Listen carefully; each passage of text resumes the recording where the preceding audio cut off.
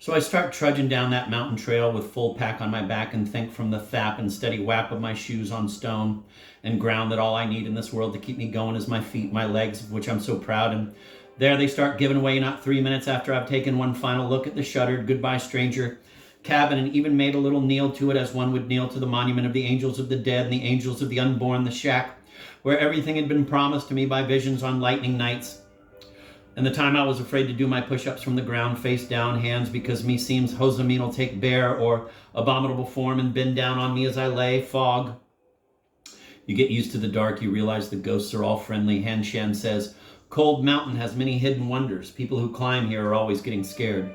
You get used to all that. You learn that all the myths are true, but empty and myth-like ain't even there. But there are worse things to fear on the upside-down surface of this earth than darkness and tears. There's people, your legs giving way, and finally your pockets get rifled, and finally you convulse and die.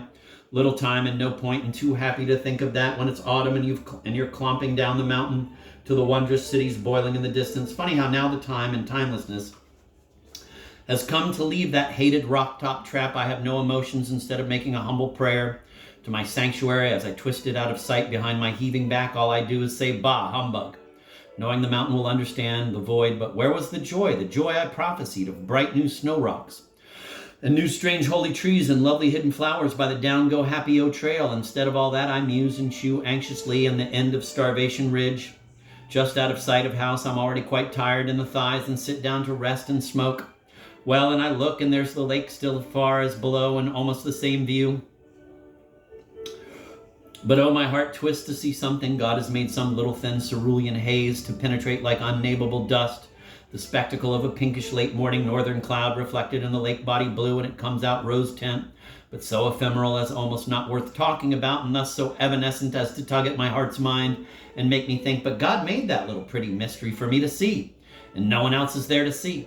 The fact that it's a heartbreaking mystery makes me realize it's a God game for me, and I see the movie of reality as a vanishment of sight in a pool of liquid understanding, and I almost feel like crying to realize I love God. The affair I've had with him on the hill, I've fallen in love with God. Whatever happens to me down that trail to the world is all right with me because I am God and I'm doing it all myself. Who else? While meditating, I am Buddha. Who else? And meanwhile, there I'm sitting in the high alpine, leaning in my straps against the pack, against a hump of grassy knob, flowers everywhere, Jack Mountain, same place, Golden Horn, Hosamine now out of sight behind the peak of Desolation, and far off at the head of the lake, no sign yet of Fred in the boat, which would be a little bug funnel in the circular watery void of the lake. Time to go down, no time to waste. I have 2 hours to make 5 miles down. My shoes have no more soles, so I have thick cardboard slip-ins, but already the rocks have cut into that, and already the cardboard slipped. So I've already tread on rocks with 70 pounds on my back and my stockinged feet. What a laugh. For Champeen mountain singer and king of desolation can't even get down his own peak. I heave up, sweating, and start again down the dusty rock trail. Around switchbacks steep, some switchbacks I cut and just sliver down the slope and slide to ski on my feet to next level, filling my shoes with pebbles. But what a joy, the world. I go, but the aching feet won't enjoy and rejoice. The aching thighs that quiver and don't feel like carrying down any more from the top, but have to, step by step. Then I see the boat's mark coming 7 miles away. It's Fred coming to meet me at the foot of the trail where 2 months before the mules had clambered full-packed and slip-slided up rocks and trail off the tug-pushed barge in the rain. I'll be there right on the button with him. Meet the boat, laughing, but the trail gets worse from high meadows, swing-along switchbacks. It comes to bushes that tug at my pack and boulders in the trail that murder the pinched, squeezed feet. Sometimes a knee-deep weed trail full of invisible hurts. Sweat, I keep hitching my thumbs through the pack strap to hunch it high on my back. It's much harder than I thought. I can see the guys laughing now. Old Jack thought he'd make it down the trail in 2 hours with his pack. You couldn't even make it halfway down. Fred waited with the boat an hour, went to look for him, and had to wait all night till he come in by moonlight, crying, "Oh, Mama, why do you ever do this to me?" I appreciate suddenly the great labor of those smoke fighters at the Big Thunder Creek burn. Not only to stumble and sweat with fire packs, but only to get to a burning blaze and work even harder and hotter, and no hope anywhere in rocks and stones. Me, who'd ate Chinese dinners watching the smoke 22 miles away. Ha! I was getting my come on down.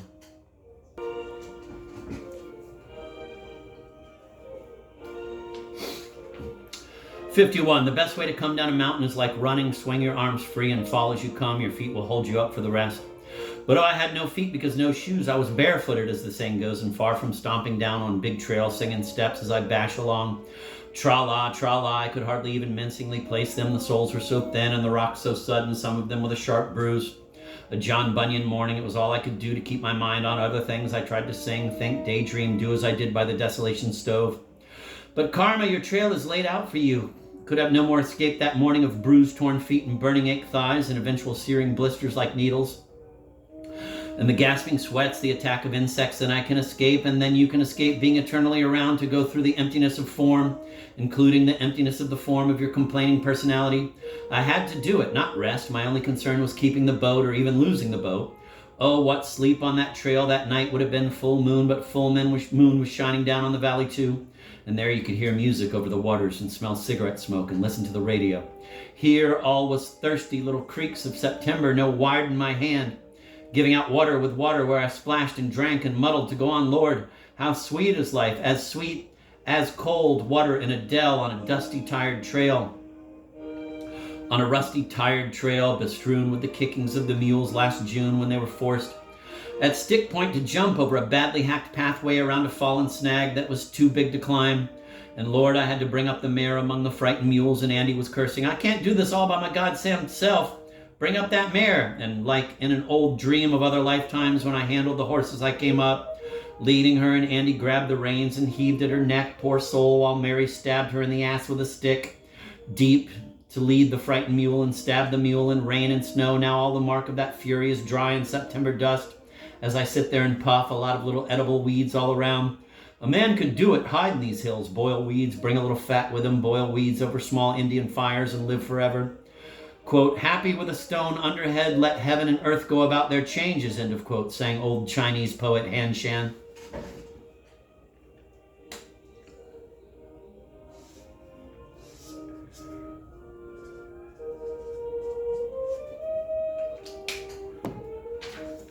No maps, packs, firefinders, batteries, airplanes, warnings on radios, just mosquitoes humming in harmony and the trickle of the streamlet. But no, Lord has made this movie in his mind, and I'm part of it. The part of it known as me, and it's for me to understand this world and so go among it, preaching the diamond steadfastness that says, you're here and you're not here, both for the same reason. It's eternal power munging along. So I up, I get and lunge along with pack, thumbed and wince on ankled pains and turn the trail faster and faster until my growing trot, and pretty soon I'm running bent like a Chinese woman with a pack of faggots on her neck. Jingle, jingle, drunning and pumping stiff knees through rock, underbrush, and around corners. Sometimes I crash off the trail and bellow back on't. Somehow never lose. The way was made to be followed. Down the hill I'll meet him. Down the hill I'll meet thin young boy starting out on his climb. I'm fat with huge pack. I'm going to get drunk in the cities with butchers. And it's springtime in the void. Sometimes I fall on haunches, slipped. The pack is my back bumper. I bounced right along, bumbing for fare. What words to describe hooply, tootly, pummeling down a parpity trail. Prapooty, swish, sweat. Every time I hit my bruised football toe, I cry, almost. But it never gets it straight so's to lame me.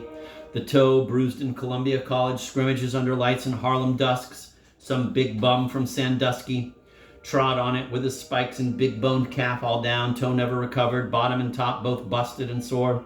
When a rock prods in there, my whole ankle will turn to protect it. Yet turning an ankle is a Pavlovian fait accompli.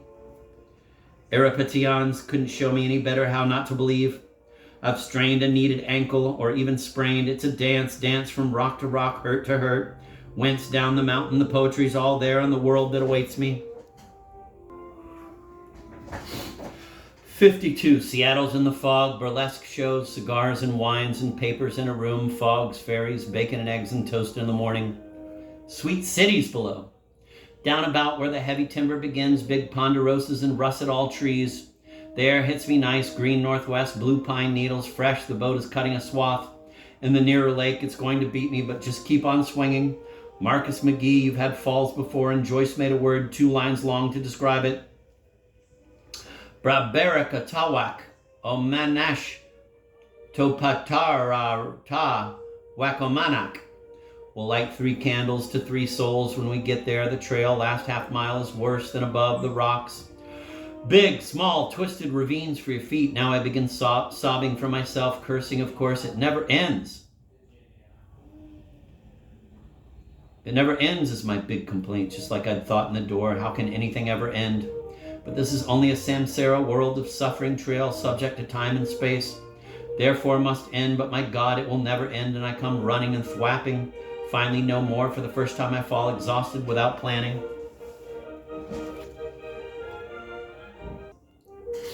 The trail, last half mile, is worse than above the rocks, big, small, twisted ravines for your feet.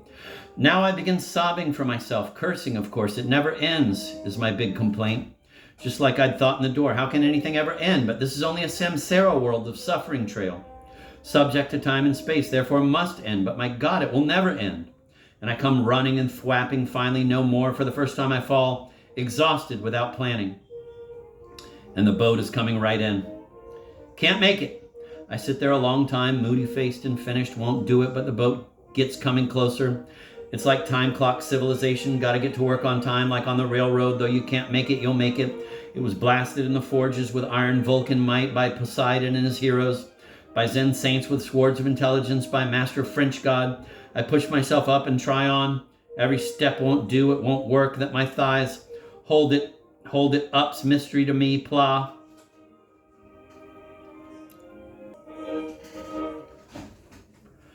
Finally, I'm loading my steps on ahead of me like placing top-heavy things on a platform with outstretched arms, the kind of strain you can't keep up, other than the bare feet now battered with torn skin and blisters and blood.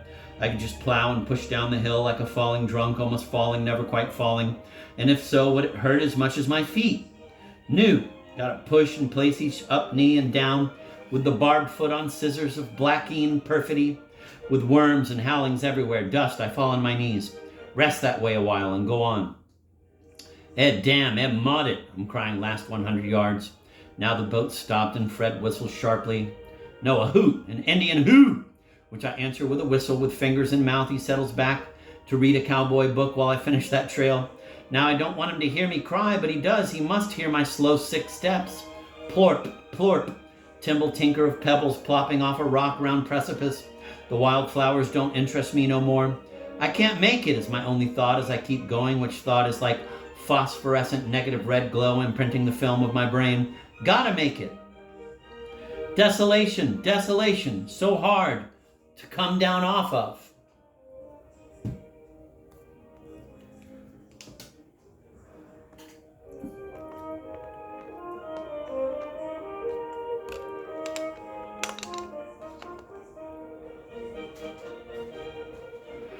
"53, but that was okay. The water was shrill and close and lapping on dry driftwood when I rounded the final little shelf trail to the boat. This I plotted and waved with a smile, letting the feet go by, blister and left shoe that I thought was a sharp pebble ground into my skin, and all the excitement, don't realize I am back in the world at last. And no sweeter man in the world to meet me at the bottom of it. Fred is an old-time woodsman and ranger, liked by all the old fellows and the young, gloomily in bunkhouses he presents to you a completely saddened and almost disappointed face staring off into the void. Sometimes he won't answer questions. He lets you drink in his trance. You learn from his eyes, which look far, and there's nothing further to see. A great silent bodhisattva of a man. These woodsmen have it. Old Blackie Blake loves him. Andy loves him. His son Howard loves him. Instead of good old soul Phil in the boat, whose day off it's Fred, wearing incredibly long visor, crazy hat, golf length that he uses to shade in the sun while propping the boat around the lake. There comes the fire warden, say the button-headed fishermen from Bellingham and Otay, from Squamish and Squamish and Vancouver and Pine Towns and residential suburbs of Seattle. They ease up and down the lake, casting their lines for secret joyful fish who once were birds but fell.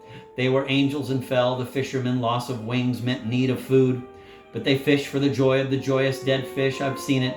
I understand the gaping mouth of a fish on a hook. When a lion claws you, let him claw. That kind of courage won't help you. Fish submit. Fishermen sit and cast the line. Old Fred, all he's got to do is see no fisherman campfire runs wild and burns up the timber scene. Big binoculars, he looks the far shore over. Illegal campers Parties of drinkers on little islands with sleeping bags and cans of beans. Women sometimes, some of them beautiful, great floating harems and putt-putt boats. Putt-putt boats. Legs show all, awful them samsara world of suffering women, would they show you their legs for to turn the wheel along? What makes the world go round between the stems? Fred sees me and starts up the motor to edge up closer, make it easier for easy to see dejectable me. First thing he does is ask me a question which I don't hear, and I say, huh? And he looks surprised, but us ghosts that spend summer in the solitude wilds, we lose all our touch, get ephemeral and not there. A lookout coming down the mountain is like a boy that was drowned, reappearing in ghost form. I know.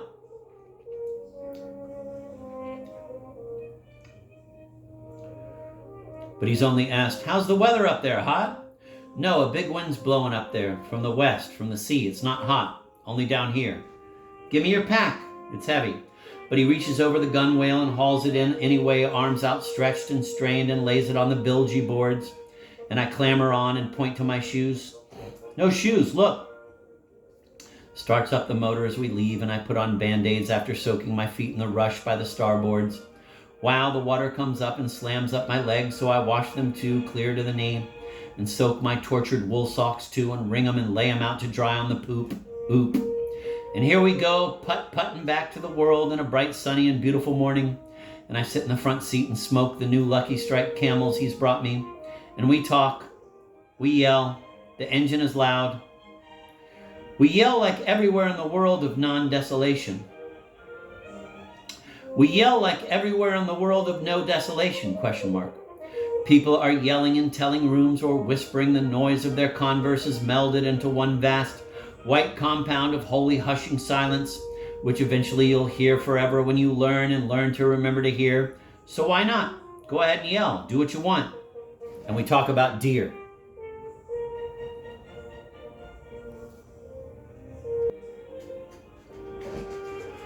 Happy, happy the little gasoline fumes on the lake. Happy the cowboy book he has, which I glance at, the first rough, dusty chapter with sneering hombres in dust hats, powwowing murders in a canyon crack. Hatred stealing in their faces all blue, woe, gaunt, worn, weathered horses and rough chaparral. And I think, oh, pooey, it's all a dream. Who care? Come on. That which passes through everything, pass through everything, I'm with you. Pass through, dear Fred, make him feel the ecstasy of you, God. Pass through it all. How can the universe be anything but a womb? And the womb of God or the womb of Tathagata? It's two languages, not two gods. In any way, the truth is relative. The world is relative. Everything is relative. Fire is fire and isn't fire. Don't disturb the sleeping Einstein in his bliss. So it's only a dream, so shut up and enjoy. Lake of the mind.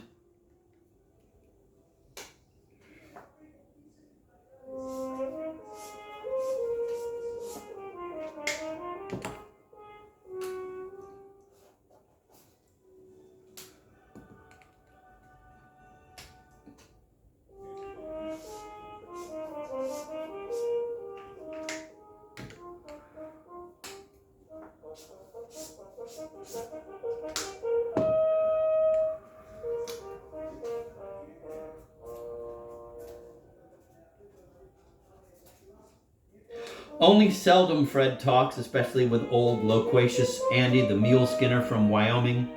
But his loquaciousness only takes a fill-in role. Today, though, as I sit smoking my first packaged cigarette, he talks to me, thinking I need talking after 63 days in after 63 days in solitary, and talking to a human being is like flying with angels.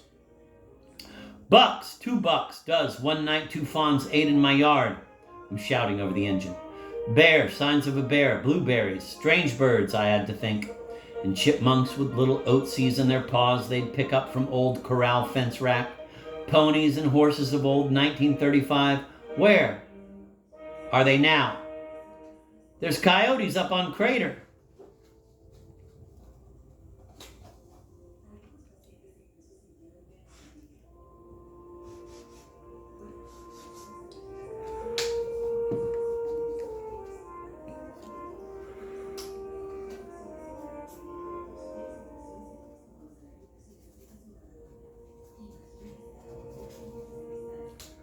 Desolate adventure.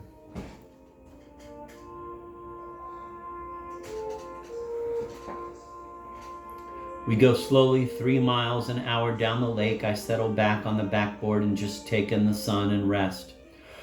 No need shouting, no sense, and soon he's got that lake whipped and turned sourdough on our upright and left Cat Island way behind in the mouth of the Big Beaver, and we're turning into the little white flag rag that's hoiked on booms, logs, that the boat passes through. But a congestion of other logs that majestically took all August to idle on down from the tarn of Hossamine. There they are, and we have to maneuver and push them around and slip through, after which Fred returns to his hour-long perusal of insurance forms with little cartoons and advertising showing anxious American heroes worrying about what will happen to their kin when they pass on. Good enough, and up ahead, flat on the lake bottom scene, the houses and floats of Ross Lake Resort. Ephesus, the mother of cities to me. We aim right straight for there. And there's the bankside where I'd spent a whole day digging in the rocky soil 4 feet down for the forest ranger garbage pit, and had talked with Zeal, the quarter Indian kid who'd quit running down the damn trail and was never seen again.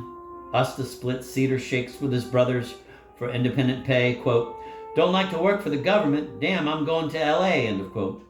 And there's the waterside where, finished with the pit dug and the trail yorked out of brush, twisty to the latrine, hole Zeal'd dug, I'd go down and thrun rocks at little sailing can ships and Admiral Me Nelson if they didn't get away and sail off and make it to the golden eternity.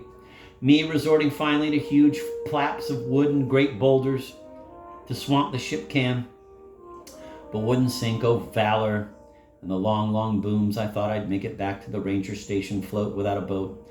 But when I got out to the middle boom and had to jump 3 feet over choppy water to half-submerged log, I knew I'd get wet, and I quit and went back. There it all is, all in June and now September, and I'm going 4,000 miles down the cities of the rib of America. We'll eat lunch on the float then. Go get Pat.